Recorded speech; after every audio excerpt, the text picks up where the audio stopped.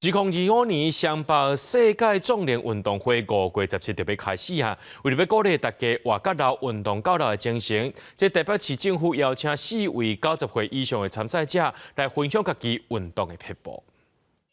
我们准备好了，和世界跳一场。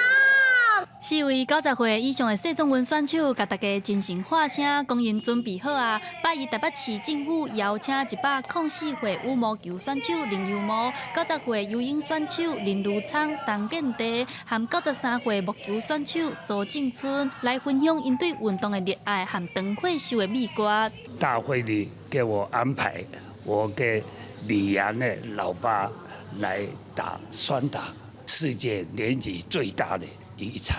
健康的秘诀就是人一定要吃，还有要睡，最重要要想得开，不要计较。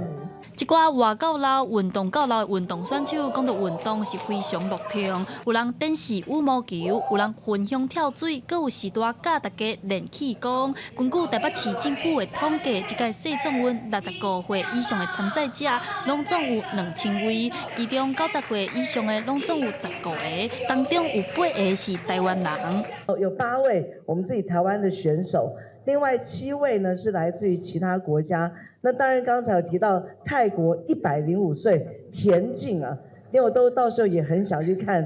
台北市政府也表示，这届65岁以上的时代，上侪人报名的国家，第一名是台湾，有893人；澳大利亚有140人；日本127个人。那女性的部分，前3名是台湾281人，日本51人，巴西46人。来自各国的选手斗阵来到台湾，展现因活到老、运动到老的精神。记者陈亚轩、林秀凯台北报道。